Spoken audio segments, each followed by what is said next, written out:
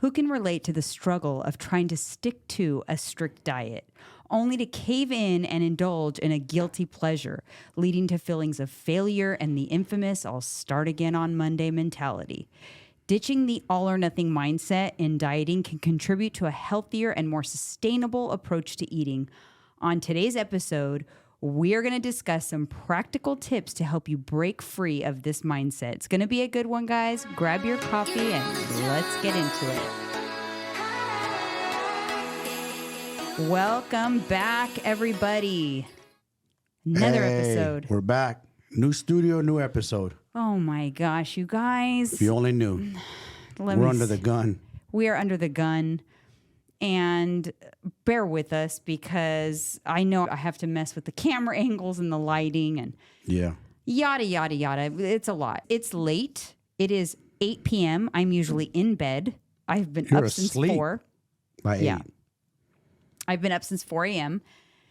And it's just that we're under the gun because we are trying to get this studio. There was a lot that needed to be done today. I'd say it's only about 75% there. Yep. But we promised that we would get you guys an episode. Yes, we did. We did. You committed us. Yes. Yeah. So I committed and here we are. So bear with us because we know this isn't going to be like the best of the best. But I feel like the sound is good. Yeah, sounds good. I can tell it's good. I like our new chairs too. I'm crisp. comfortable. Yeah, you're a little too comfortable. I think you're almost out of scene. You scoot a little this and move the mic with you. There you go. There you go. There's Mr. E. He's practically taking a nap in his chair over there. I'm good. I'm comfortable. We got new chairs, you guys. Comfortable. We got all kinds of fun stuff. So this is welcome to season 5. Season 5. This is season 5, episode 478. Here we go. And we are broadcasting live from Studio B. Yep. You guys, this studio is so cool. And just to let you know, this is not the only place we're going to be doing episodes out of our scene. We have multiple different scenes in this same studio. So you don't get too used to this particular vibe because it'll be switching up depending on what kind of show we're having. Yes. And we do have a monitor that's going to be up here, but didn't get that going in time. But that's okay because we're here. You committed us and we made it. I'm still in my gym clothes. This is ridiculous. But I love it. We just got our panels put up. Yeah. Man, we just literally a couple hours ago. Yeah, I've been nonstop. I feel like I'm going on adrenaline. It's crazy. Yeah. But when it's fully done, I will do a full studio tour for you guys to see because this place is freaking cool. And I'm really excited because I like the sound. I can tell I like the sound. Are you happy? You guys know I'm weird about the sound. It needs to be high quality sound. Yes, it does. It's crisp. It's crisp. It's high quality. Listeners got to be able to hear us. Yeah. Huh? The listeners have to be able to hear us good. Oh, yeah. It's important. And I wanted to let you guys know that we will be live. We will have another live episode next Friday, January 12th, 5 p.m. Pacific time here on YouTube. Join the conversation, you guys. We had so much fun on the last episode. Yeah, it was cool, huh? We had so much fun. I loved it. And we're going to be live here from Studio B and in a little bit of a different scenery here. So you guys will enjoy us. That's going to be a new routine for us. We're going to try to do it once or twice a month. And then we're going to go out for date night after. Yep. So 5 p.m. Pacific time. Mark your calendars and join us. Get your questions ready because it's not a structured episode. No. It is just answering just rapid fire. You ask us, we answer. Yeah. We're just going to flow with it. We just go with the flow. Sometimes you just got to flow and wing it, and that's it, and have fun with it. Yeah. Yeah. I didn't you love it? I think I honestly think that might have been my favorite episode of all time. Yeah, it was cool. I had a good time. Yeah, it was Everybody a lot of fun. was interacting with their questions and whatnot. So you guys, please, we need more than ever some rates, reviews, Yes. share, subscribe, comment, all the things. We need it. And we'd really appreciate it. I wanted to thank Sissy1204. She left us a 5-star review on Apple Podcasts and says, I don't use any other social media platforms besides YouTube, and this podcast has me hooked. Janine and Mike are so real, humble, and unapologetically honest, which I love.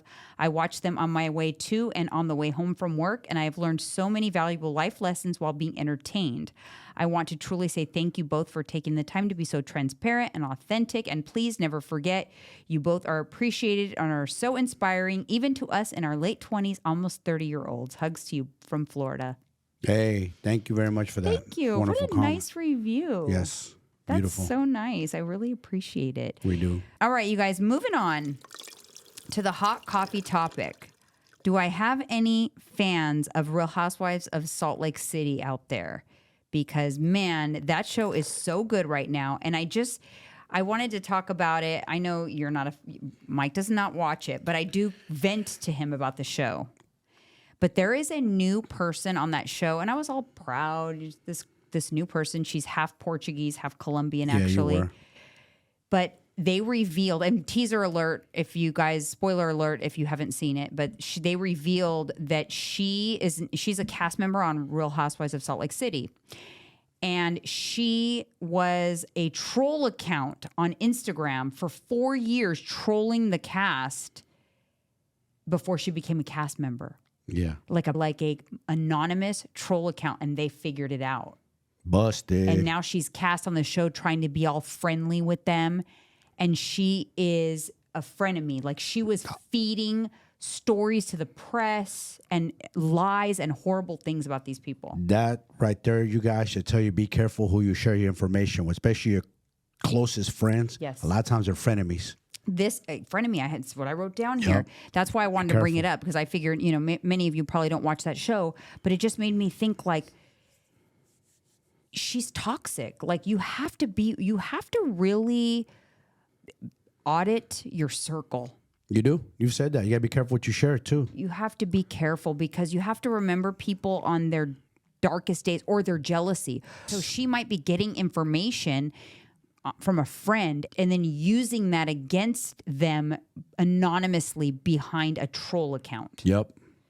That's how it always is. That is toxic. Yeah, you got to be careful. You said they're always their best behavior when they love you. You're good standings, but something goes bad, there's a little rift. Yeah. Then, man, they got all the dirt on you. Yeah. Because you share too much. And then all of a sudden, all of your deepest, darkest secrets are out there for the world to see. Yep.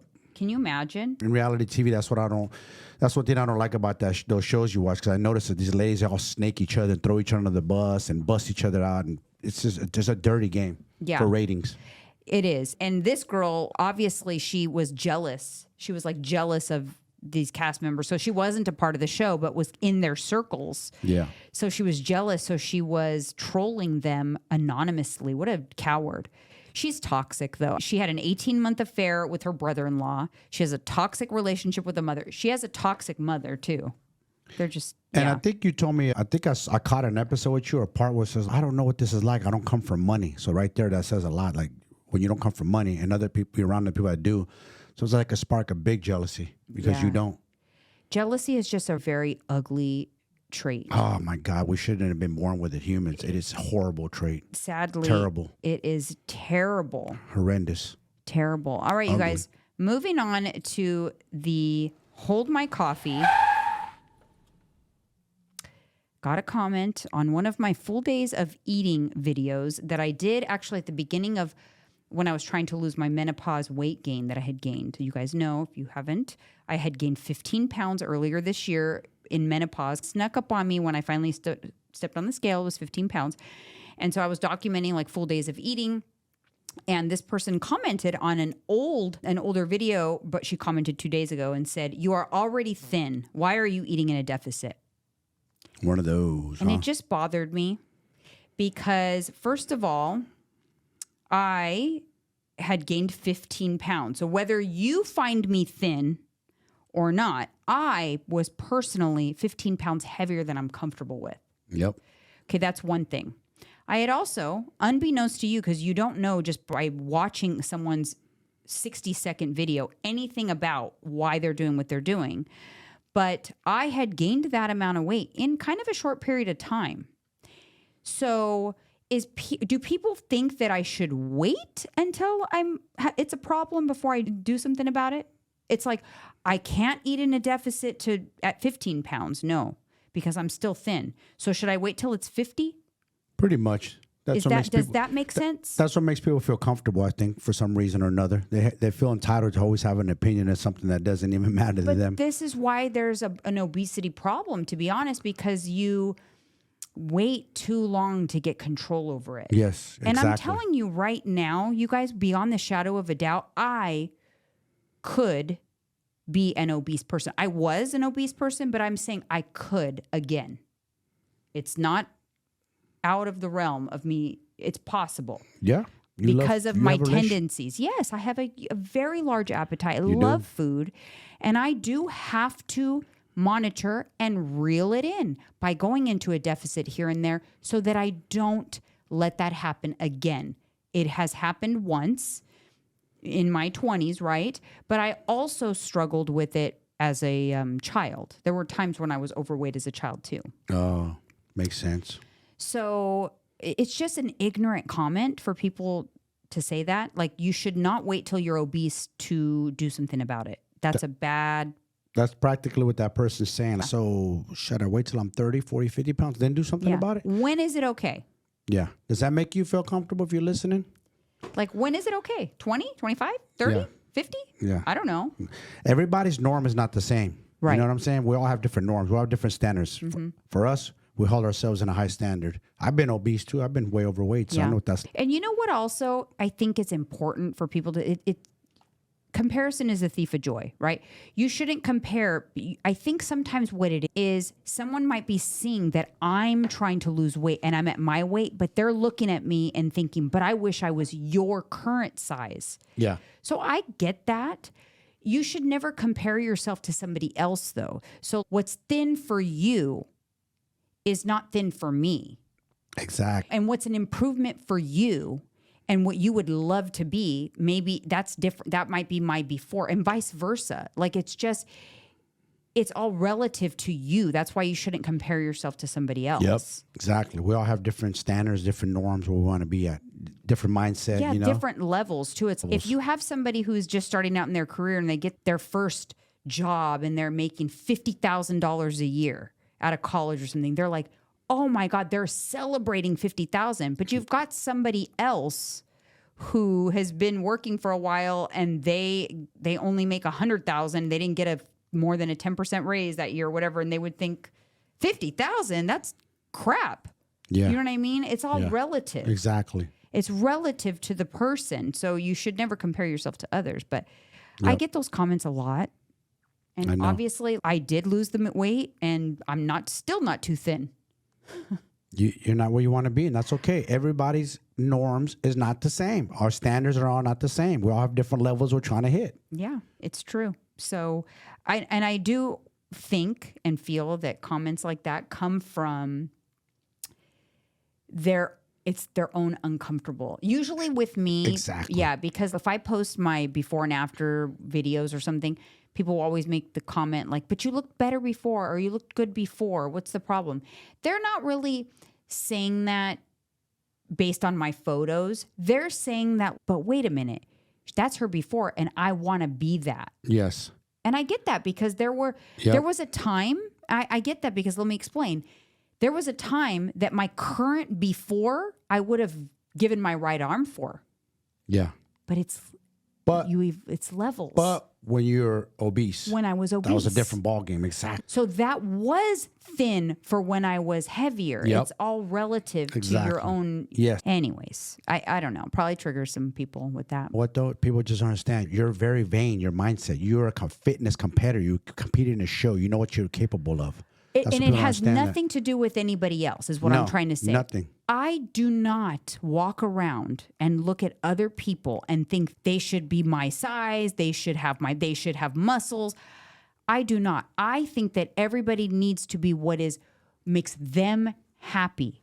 And what you just said, it's because I competed, yes, because I saw where my body could go, that now I have different standards for myself. Yourself. But again, myself. Exactly, yourself. I do not hold my standard to other people. And I do realize that for most, it's not something they aspire. That's like not a level they would want to get to or think they could get to. Yep. Exactly. It's just because I've been there, and that's the reason why. Yeah. There's a reason why you got there. Willpower. Yeah. Anyways, moving on to happier things. Comment corner. Veggie Chick 6215 says, I love how you both are as genuine and honest live as in the pre-film podcasts. That was like the best compliment. That was dope. To say that we're the same live in our live show. Yeah, we don't really, we talk about things, but we're not like scripted. We just flow. Yeah. And I just feel like I'm happy that came through. Yeah, that's a nice compliment. Yeah. All right, next one is, it's a user, lots of letters, but it's up on the screen. Hello from Canada. Really find blessed because I got a channel which is going to change my life from now on with great concept of motivation. Thanks a lot for your hard work. Thank you. Thank you very much. All right, Appreciate next one. Kaylee 3927. I've been a longtime viewer of you, Janine. Love all of your vlogs. I have a random thought and question perhaps you can speak about, not fitness related. I just got my first puppy for this new year and I'm having some serious puppy blues. Any advice on crate training, potty training, and just creating a schedule? She is a Maltipoo just like Phoebe. Any words of encouragement would be helpful. I feel like I've made a mistake taking her and I really want this to work. I loved this question. First of all, Kaylee, I actually almost named my daughter Kaylee, the same spelling and everything that you have here. But at the last minute, my husband poo-pooed it at the time. My husband at the time. But yeah, she was going to be a Kaylee. Tyler was going to be a Kaylee if he was a girl. So then I had a girl, I was going to name it Kaylee. But anyway, she's Alyssa. But puppy blues is a thing. It's normal. It is because it is just a big shift in your life. Yep. And you're not you don't get that bond immediately. Like it takes time. Yes, it to does. kind of form. I think about when you get a new puppy, I hate that first part. I always talk about it. I don't like the first few months. It's like, it's exhausting. You're not fully attached yet. They don't fully love you yet. You don't know each other's nuances yet. No. So what you're feeling is normal. I went through it with Phoebe. I went through it with Charles as well. Yeah. And you have to know that it's going to be rough in the beginning, but you have to stick to a schedule.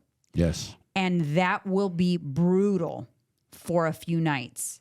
Because right now, if you're struggling, you're probably giving in or not having much structure because you're trying to keep the puppy quiet, or you have to let the household know, let everyone know, hey, just bear with me, because I got to make this happen and you got to get the puppy on a schedule. So first and foremost, crate train, 100%. Yes. Have a crate that is small, okay? Biggest mistake people make is their crate is too big. Yeah, you don't want them having bathroom accidents. They should only be able to stand up, and they need to be able to turn around if they need to turn around, but it should be tight, okay? Get them on a schedule. Put them in that crate at the bedtime that you want. Your schedule, not their schedule. You create their schedule.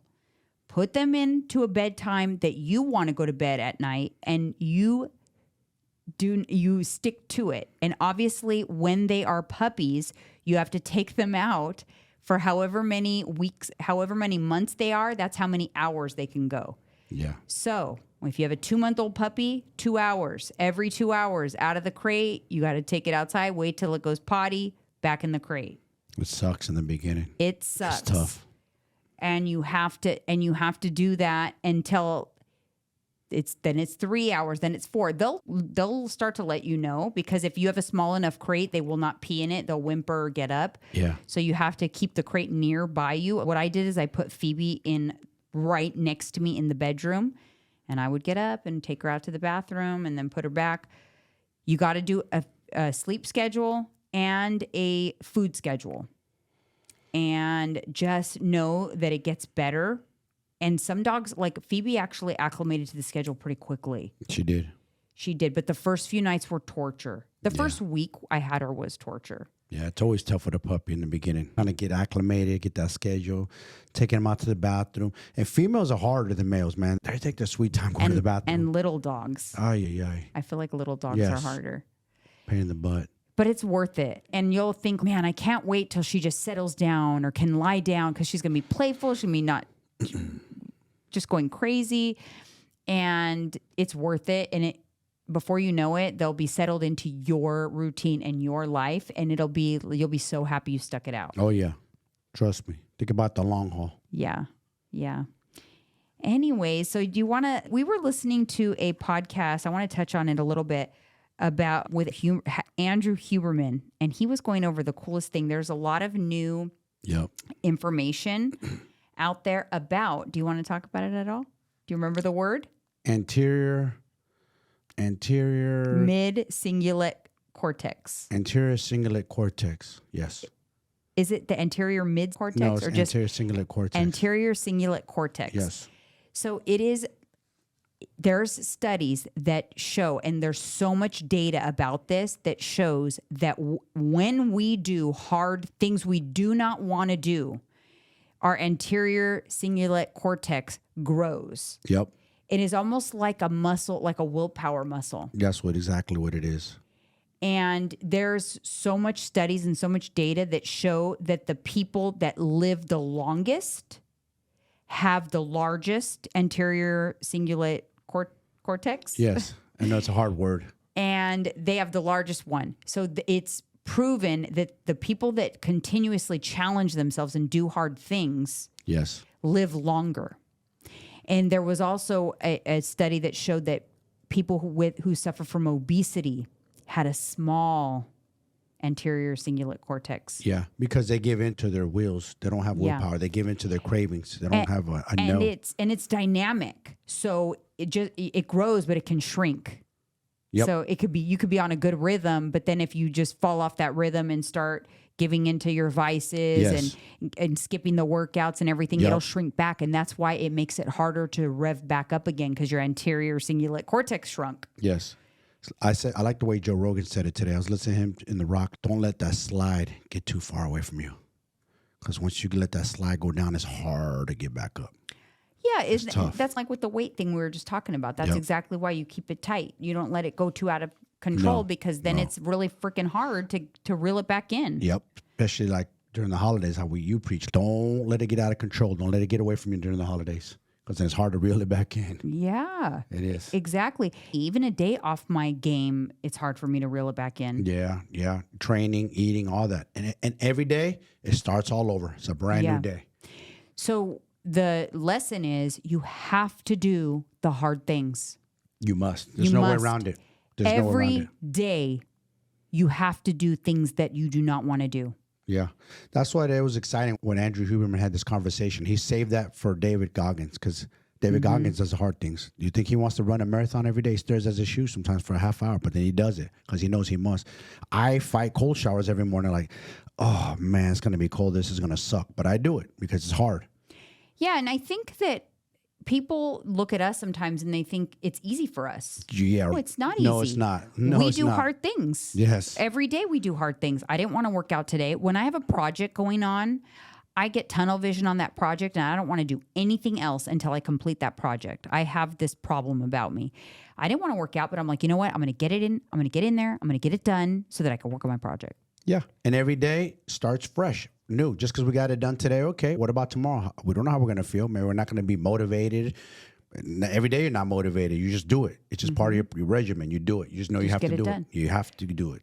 It's a non-negotiable. Non-negotiable. It's about setting non-negotiables. Yep. And I feel like you train yourself to do hard things, but unfortunately, many people have gotten just really comfortable. Too comfortable. And you're a mess. And just know that every day that you're comfortable, every day that you are not doing the hard things, your anterior cingulate cortex is shrinking. Yep. And ultimately, it could lead to you not living as long of a life. Yes, that's true. That's facts. That's why you notice some people have the willpower to live. That's what it's from. Some people have that will to live. Because I said that about my father. Like, after my mother died, I wasn't sure if he was going to have the will to live. Guy's going on 10 years. And he told my brother the other day, I still want to live another 10 years. He has the will to live. Because he does hard things every day. Yes, he has to walk to the senior center from his house to the senior center, about 3 city blocks in San Francisco, with a walker.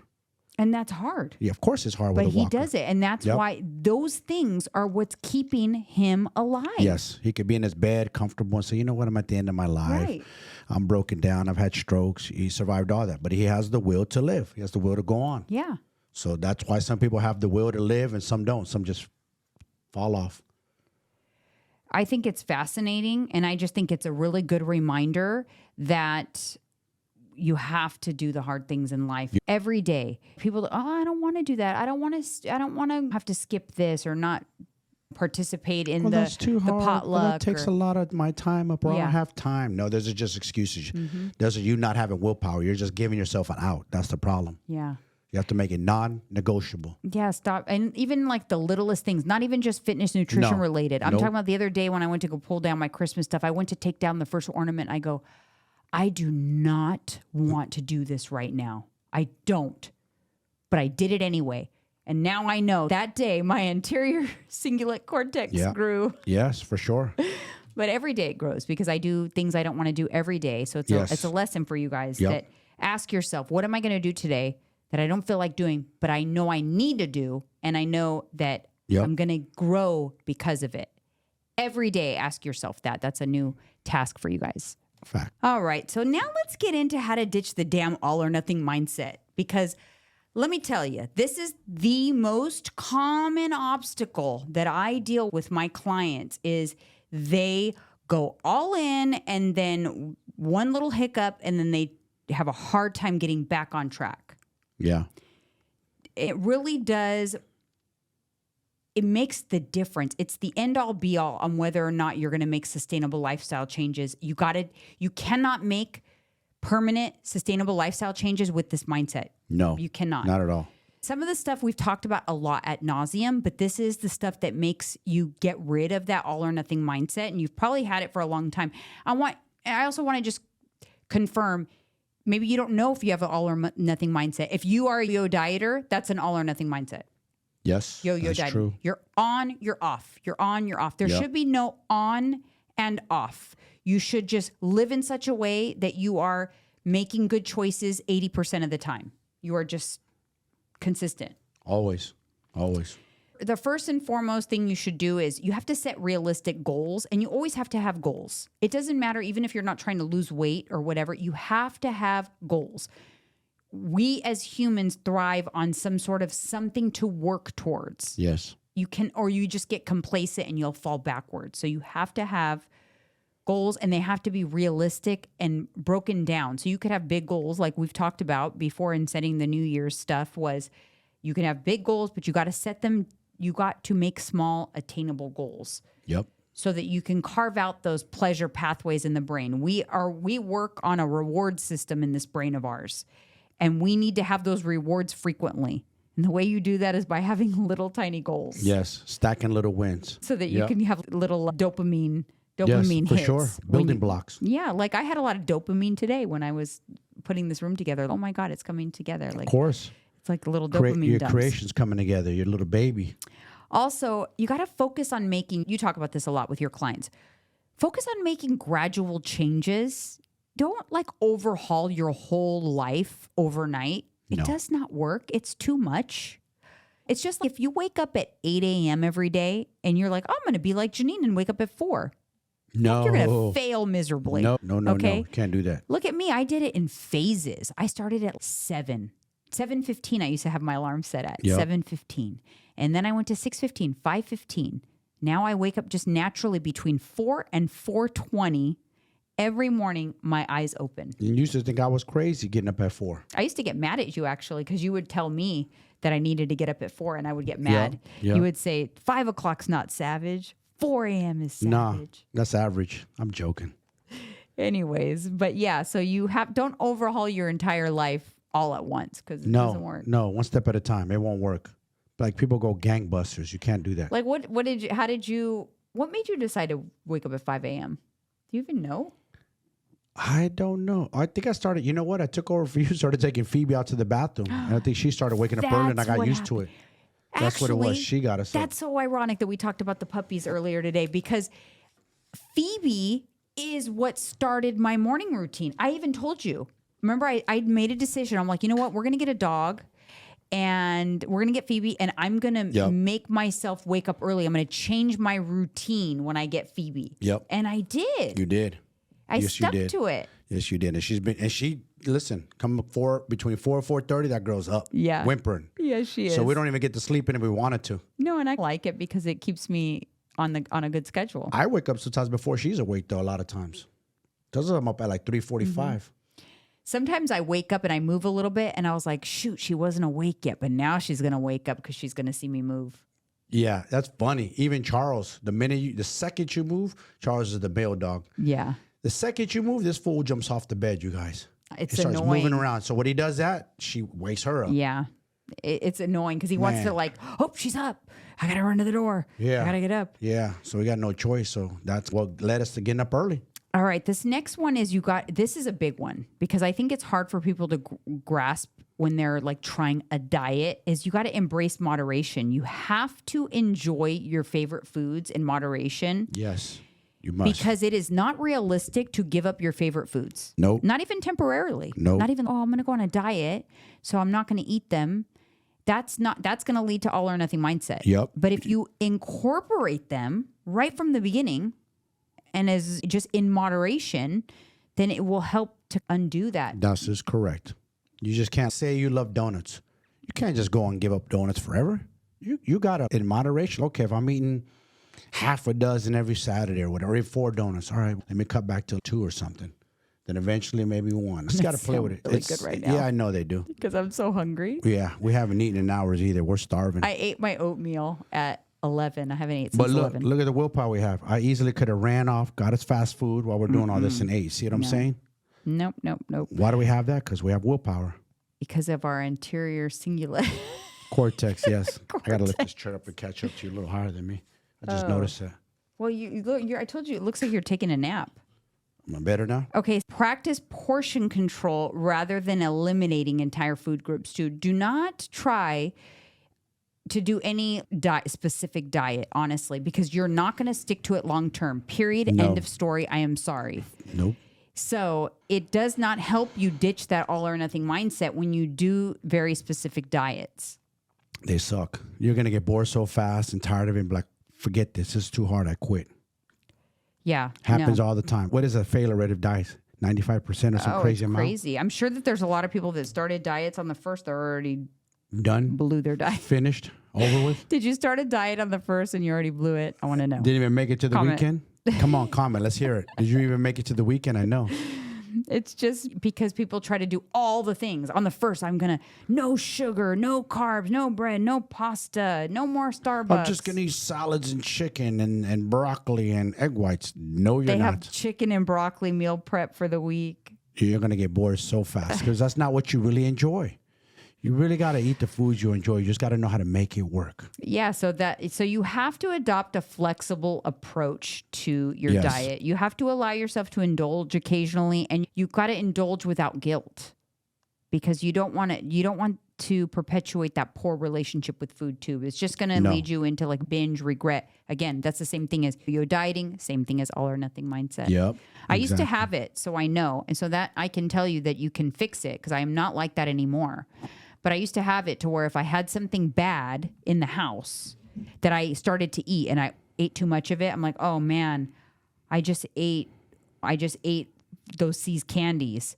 Shoot, I blew it. I'm just going to eat the entire box of C's candy so that tomorrow I won't eat any C's candy and I'll be back on track. Negative. So how does that make sense? That It's doesn't- terrible That mindset. doesn't because you just added a hella extra calories right there. And I'm thinking that's any better than if I would have just spread it out. If I Better to just spread it out. just better just be like, okay, Yes. no, I'm done for today. I won't have another couple until 2 days from now. But no, I thought that if I ate the entire box, and then that would mean that tomorrow would be an on-track day, and today would be the only off-track day, as if it didn't mean it didn't get worse just because I ate the whole box. You know what I mean? It gets worse. Every calorie that you consume over gets worse and worse. It does. And it adds up to your total caloric intake for the week. So you have to indulge. Now I can eat 1 or 2 C's chocolates and be fine. Or even if I go over my macros for the day, just because I went over, I'm not like, oh, I went over, so now I'm going to go gangbusters. No, don't do that. Yeah. Do not do We're all that. guilty of that. Remember you said you didn't even know it like years ago, even before you got with me, you'd be eating candies and be wrappers everywhere. Yeah, I told you I used to sleep eat. Oh my God, that's crazy. And you have to just understand that occasional deviations from the plan, they're not going to derail your progress. No. unless you let it derail your mindset and let a meal turn into 6 meals. A one Friday night meal turn into the whole weekend. That's the problem. And that's what we're trying to avoid. Yep. In the grand scheme of things, one Friday night meal, like 3 months down the road, and you look at your progress and you lost 20 pounds or whatever, and you're thinking like, wow, so that Friday night meal I had that night that like I ate 3,000 calories, like it didn't impact me. Like overall, like I still lost the weight. I'm still here where I'm at. But if that Friday night meal set you on a tailspin, oh, I blew it so bad that you ate bad for the next 4 or 5 days before you could get back on track when the diet started back on Monday. Oh, hell no. You'll be way behind the 8 ball. You're just spinning your wheels. Yes. You're going to do it all the time. Yeah. A lot of times people, they do good all week and then they undo all the progress from the week in 2 days and then some. And then they start again. And then they feel like they're constantly on a diet but have no progress because they're actually gaining weight because they're overdoing it on the weekend. Yep. And it's just all bad.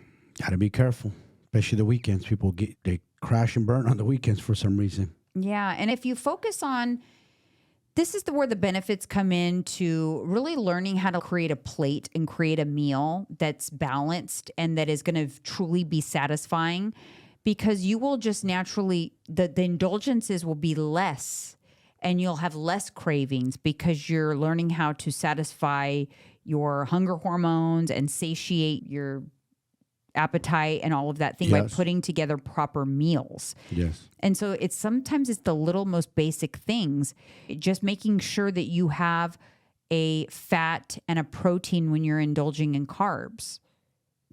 Always. That's a huge impact on the satiety of that meal, and you'll feel satisfied and you'll be less likely to overeat. Yep. So something as simple as truly learning how to build a meal. This is why for my clients, it's so helpful to at least start when they start out with a meal plan, because it teaches them how to build a meal and how meals should be. Because sometimes when I have clients that go straight into macros, some of my one-on-one clients too, sometimes I'll look at their food diaries and I'm like, oh, they're not building proper meals. So they're probably really hungry.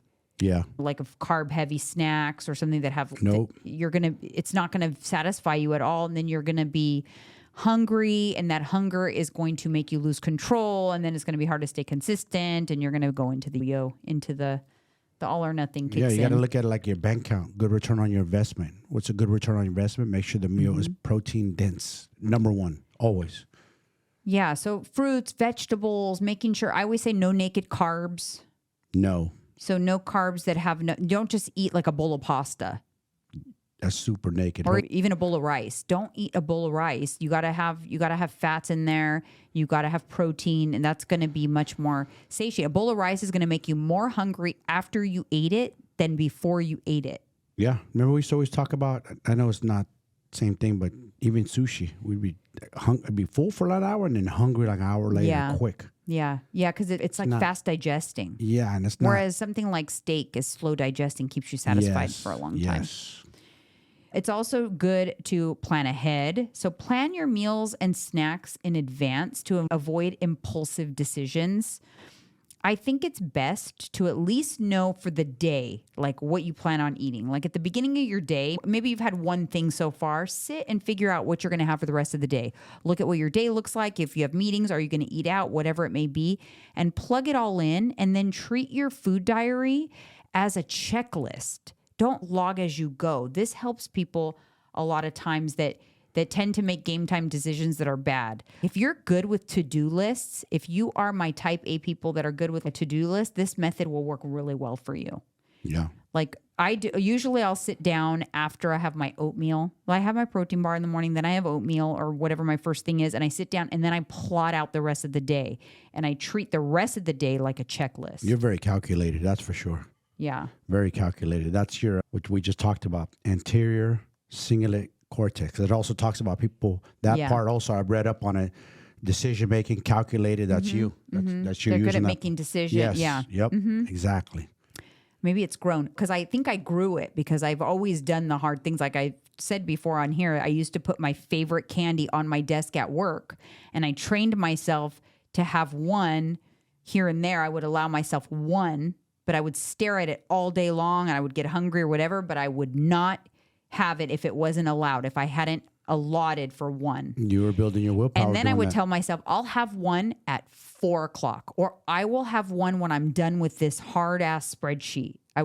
It was a reward system I was giving myself, and I didn't even realize it. But that's important because we work very well on rewards. That's why Andrew Huberman was so excited about this study coming out, like more and more data on it. He said he like wanted to come out of his chair and he wanted to tell David Goggins about it. Yeah, because it's now we understand why some people have willpower and some don't. Anybody can get it, but you got to work on it. It's like repetitions. You can't talk about it. You must practice it. You must do it. You can go to like David Goggins, million seminars. You can read a million self-help books, motivation books.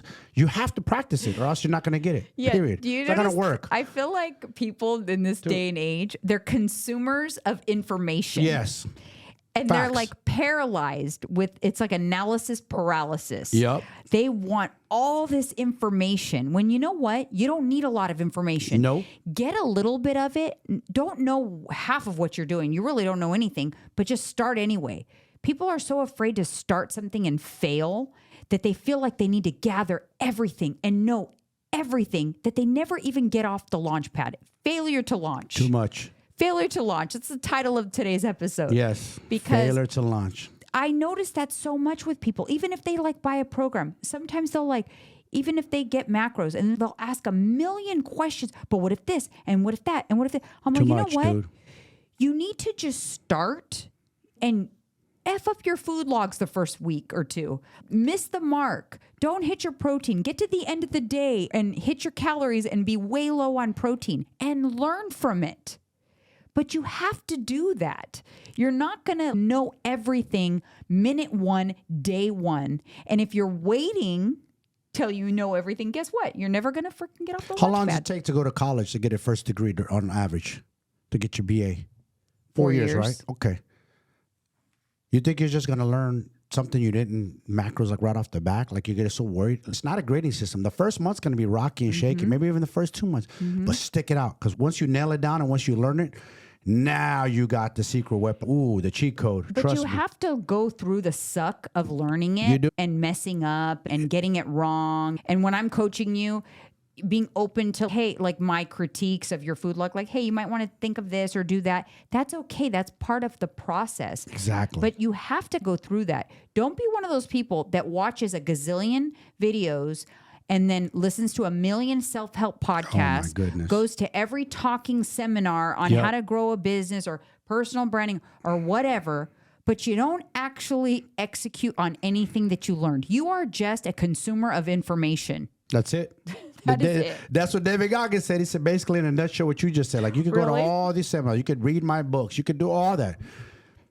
You don't execute, you're not doing nothing. You don't take action, you're not doing nothing. You don't practice it, you're not getting anywhere. Sorry. Yeah. So the person that they went to one seminar and they fell asleep after 10 minutes, but in the first 10 minutes, they got one nugget out of that seminar.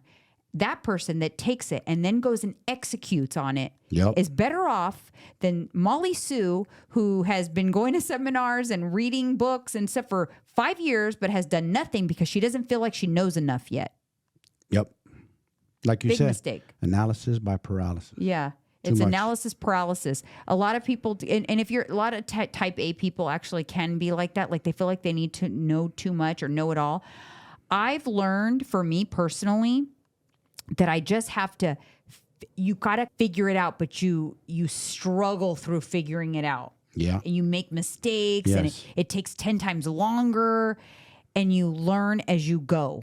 And that is a really important thing to do. You have to just go through the suck. You do. And you're also building discipline by doing that. Because Yeah. you're doing the things you don't want to do. It ain't just physical. It's mental too. You're building your mental fortitude. That's what I say about people. You're so right. You're building that mental fortitude. Damn, I did this. There's some things that I did I didn't think I was going to be able to accomplish. Yeah. Like getting my NASM, I was like, oh, what did I do? Why did I sign up to this? But now I signed up. Got to do it because you signed up. Like, oh, the pressure's on and we both did it. Yeah.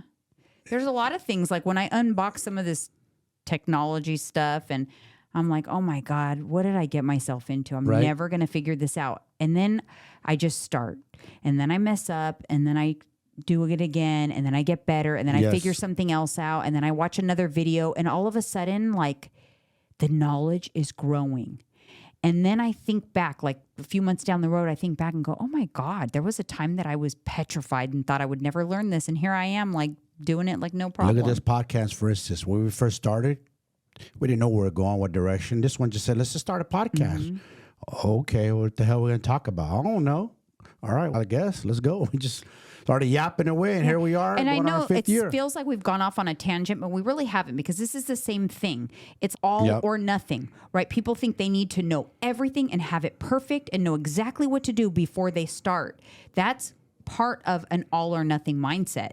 That's what you need. You don't need to do everything and know everything and be perfect at everything to get started and make progress. Let me tell you something. If you interview every billionaire, successful, from Bezos to Elon Musk to, what's his name? I'm drawing a blank, from Facebook. Mark Zuckerberg. Oh, yeah. Ask all three of them. Put them in an interview and ask them, how many mistakes did they make along the way? How many times they fell flat on their face and got back up? You know what I'm saying? That's part of the journey. But yeah, that's another thing. And to ditch the all or nothing mindset is let the setbacks be learning experiences. That's it. That's all it is. It's valuable.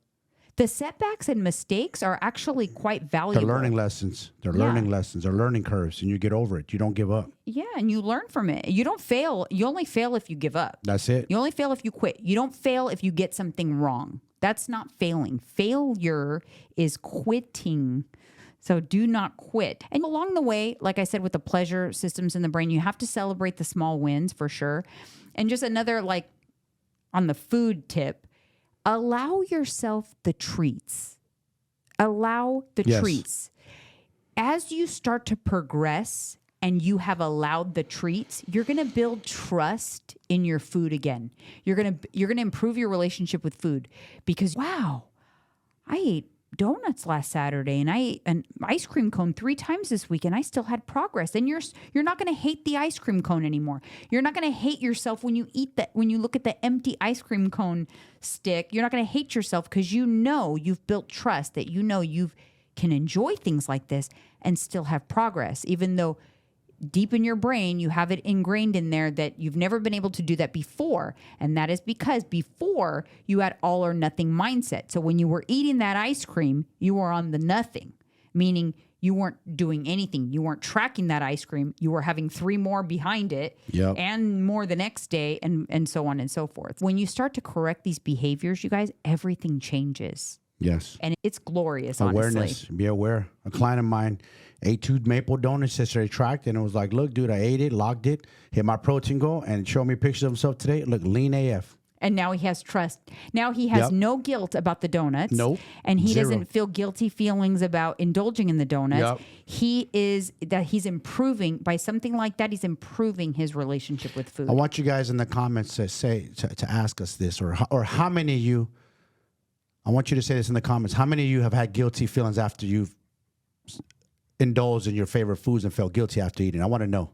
Yeah, I know I have, and I know you have, but I'm curious. Indulged in, your favorite foods, and then you feel super guilty after. Oh my God, what did I do that? Why did I do that? Oh, I'm such a loser. Oh, I'm a this or that. Talking down on yourself. No, you gave in. Okay, your willpower wasn't there. But how many of you guys felt really guilty after? I'm curious. I want to know. I used to feel that way. Now, not at all. Nope, not at all. If I really want something, I'm having it. I plug it in first into my food diary. I plug it in first, and then I work it's like I reverse engineer. I reverse engineer my food diary and go, I really want this, like apple pie a la mode with the protein ice cream that we have. And it's a little heavier for a snack or whatever, but I'm like, I really want this. So I'm going to plug it in. Yes. And then I'm going to figure out the rest of my day to make it work. Yep. See, that is the best feeling. That is the best feeling when I do it that way. Yep. Obviously, it doesn't always work out that way. Some days I just go, you know what? Today I'm just going to go over. Yes. Guilty right here. I've done it a few times along this journey. Yeah. But still had plenty of success. Yeah. And I'm guilty over the holidays. I dozed a little too much, but I pulled back. It's okay, because this is a marathon. This is not a sprint. But this is a marathon. We teach longevity. Yeah. That's the thing. You got to remember, guys, longevity. If you're not competing, or you don't have a show in mind that you have to get to, or a certain special date, don't worry about it. Who are you competing against? Yourself, right? So don't worry about it. You're not competing against anyone else. It's going to be okay. Yeah, and I like to think 80% consistency Yep. is a good place to start, which means like you can have 5-6 off-track days per month. Just remember though, if you don't have the all or nothing mindset, off-track days are not that bad. Off-track No, days are not just at all. you're over your calories by 500, 750, 1,000 maybe. But because you're not having the all or nothing mindset, the off-track day doesn't turn into a 5,000 calorie day. Yeah. Careful with that, because that can happen That really easily. is a problem. Yes. Right. But if you're having off, you know what? I am going to have in and out. It's going to throw me over. That's an off track day. If you're keeping that to 5 to 6 days per month and the rest you're on track, you're good. And you're doing better than most. You're working out, you're getting your steps in, you're being active, your movement. Trust me, you're going to be okay. Yeah. Now, don't go twist our words around. We're not telling you to go out there and indulge like crazy. You're going to have off-track days. That's just being realistic. No, but it's just don't let off-track days or moments, I should say. An off-track moment or an off-track meal doesn't have to turn into an off-track day. Yeah. You don't have to go all the way off the track. Just go a little off the track. Yeah. And that's what I mean by the all or nothing mindset. Celebrate your small wins. Yes. And remember how Yes. far you've come, and always talk yourself out of the guilty feeling of overindulging in an extra donut or a cupcake, and know that it is impossible for this one cupcake to gain 5 pounds on my body. So no, I am not going to lose my whole month's progress because I had this cupcake. So have the cupcake, don't have the guilt, and start fresh the next day. But just remember, having the cupcake doesn't mean then you go on to have a pint of ice cream and Yeah. Bag of chips. Don't go crazy. yeah, that's all. That's it. That's So, it, guys. this is our first one, Yeah. like in our new studio. Yep. It's crazy. Thank you, guys. Hey, listen, we're tired. She's been going since 4. I got up a little later because I was at the gym last night late, 5:30. But we're here. We committed and we did it. And it was rough. But we're here, and we will be back on Monday. I was almost hoping like she was going to talk us out. You know what? I'm just going to put a statement there. We didn't make it. It's that, but You no. were. See, this is why it's good to have an accountability Yep. I'm partner. not gonna lie. Because he would have been fine if I would have done that. But because I didn't do that, I'm his accountability partner, Yes. and he still did the podcast. Yes. If you have Yes. a partner, it only takes one to keep you guys strong. Yep. So as long as one of you guys stays strong. So Yep. even in See? all aspects of life, get yourself an accountability Yes. partner or a coach. Or a coach. That's what I'm here for. Exactly. All right, you guys. We'll see you on Monday. Thanks for tuning in.